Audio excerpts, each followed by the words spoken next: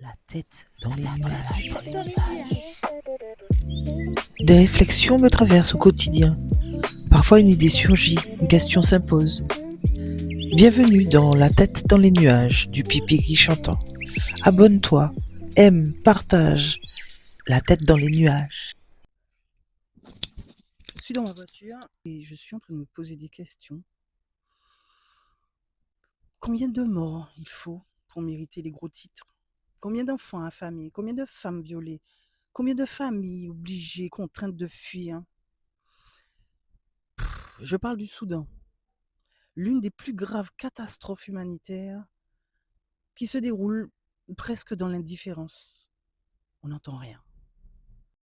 Je vous mets là la carte et quelques infos historiques pour que vous puissiez comprendre mieux. C'est une guerre pour le pouvoir. C'est qu'en fait, c'est une guerre par procuration. Le Soudan est devenu un terrain d'affrontement des intérêts qui dépassent ses frontières.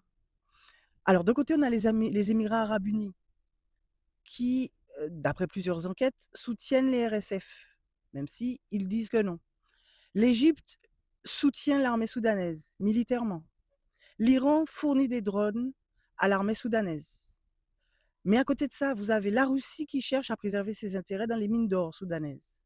Elle veut aussi protéger, renforcer sa présence sur la mer Rouge, parce qu'elle a un projet de base navale de Port-Soudan.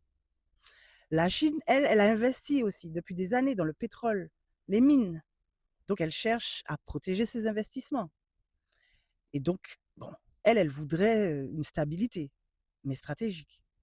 Vous avez les États-Unis, qui aussi ont leur priorité, c'est sécuriser la mer Rouge, sous couvert de lutte contre les groupes djihadistes, mais elles veulent surtout réduire l'influence chinoise dans cette partie de l'Afrique. Et puis vous avez l'Union européenne, qui elle aussi a des intérêts importants. L'Union européenne veut sécuriser les routes commerciales qui passent par le canal de Suez, stabiliser la corne de l'Afrique et empêcher les conséquences migratoires du conflit, parce qu'elle pense que les personnes vont débouler dans l'Union européenne. Donc ce n'est pas seulement une guerre soudanaise, c'est surtout le reflet d'une compétition régionale et mondiale autour des ressources, des routes commerciales et de l'influence géostratégique. Les armes viennent de l'extérieur, les intérêts aussi, mais les morts sont soudanais. Le coût humain, plus de 13 millions de personnes ont été déplacées. 13 millions.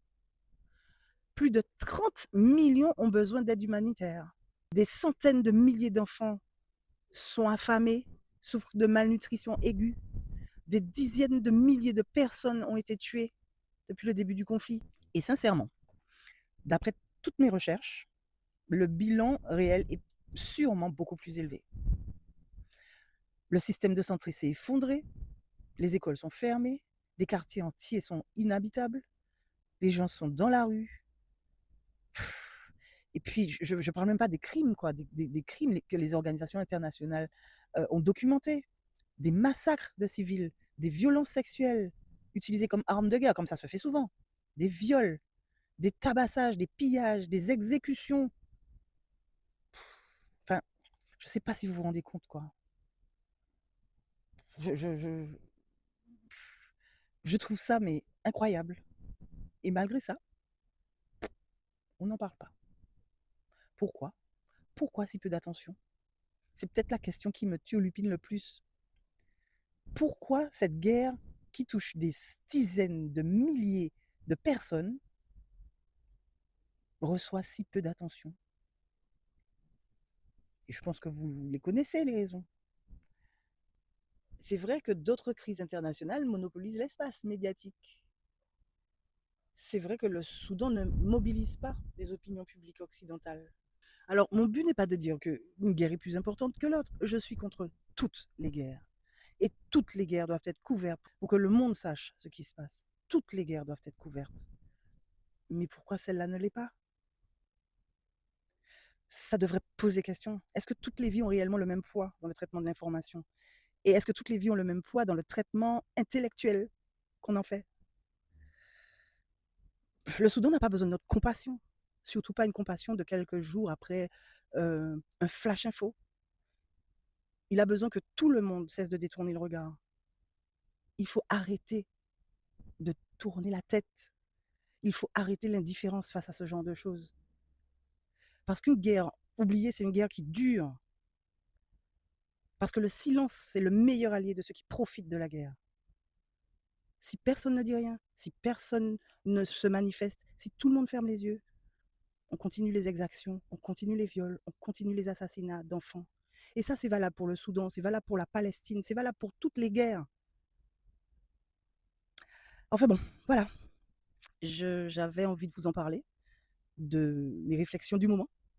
Maintenant, j'espère que je ne vous ai pas plombé votre journée. Et je vous dis à bientôt. Et puis, mettez en commentaire ce que vous en pensez, qu'on puisse en discuter. Abonnez-vous, allez sur les réseaux sociaux, le Pipiri Chantant. Donnez-moi un coup de main pour faire décoller le Pipiri. À bientôt. La tête dans les nuages.